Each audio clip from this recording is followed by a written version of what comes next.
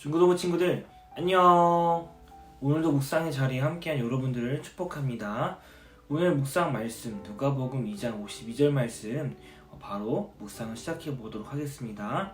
우리 같이 한번 읽어볼까요? 시작. 예수는 지혜와 키가 자라가며 하나님과 사람에게 더욱 사랑스러워 가시더라. 아멘. 오늘 말씀 속에서 하나님과 사람에게 더욱 사랑스러워 가신다라는 말씀을 하고 계십니다. 그런데 이 말씀을 가지고 어떻게 우리가 적용해 볼 수 있을까를 하다가 하나님과 사람에게 더욱 사랑스러워 가셨을까에 대해서 우리가 주목해서 볼 필요가 있다고 생각을 했습니다. 어떻게 그렇게 하셨을까요? 42절 말씀에 보면 예수님께서 12살 되던 해라고 이야기합니다. 12살이라는 것은 어떤 것을 의미하냐면 자신의 생각을 가지고 움직일 수 있을 때를 이야기합니다. 우리가 12살이면 초등학교 5학년 정도 되죠? 초등학교 5학년 정도가 되면 자신의 생각을 가지고 움직일 수 있습니다.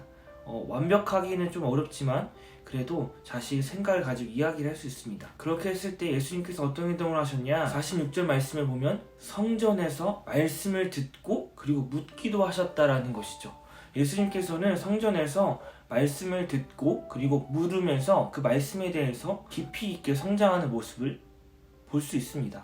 그리고 49절에서 예수님의 부모님이 예수님을 애타게 찾았습니다. 왜냐하면 예수님이 갑자기 없어진 거예요. 그런데 예수님께서 어디에 계셨죠? 성전에 계셨습니다. 성전. 하나님과 사람들에게 더욱 사랑스러워 가셨을 땐 어떻게 행동하셨냐면 자신의 의지를 가지고 말씀을 듣고 그리고 들은 것에 끝나는 것이 아니라 묻고 그리고 성전에 계셨다라는 것입니다. 우리 말씀을 한번 적용해 볼 필요가 있겠죠. 우리는 의지를 가지고 어떤 행동을 하나요? 우리 의지를 가지고 어떻게 살아가나요?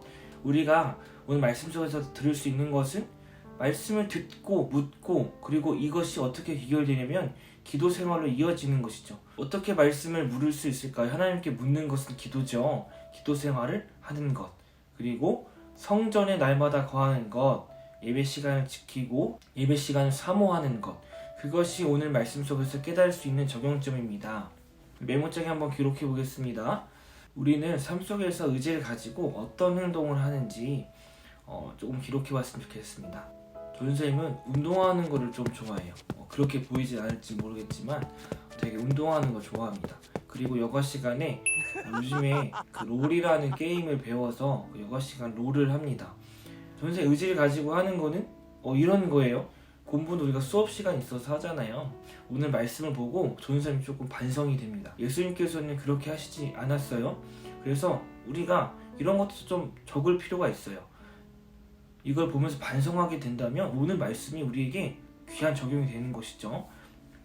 그리고 오늘 적용점으로 우리가 같이 기도할 부분으로 예배를 사모하고 예배의 자리를 지키겠습니다라는 고백도 같이 쓰면서 오늘 이렇게 묵상을 마쳤으면 좋겠습니다.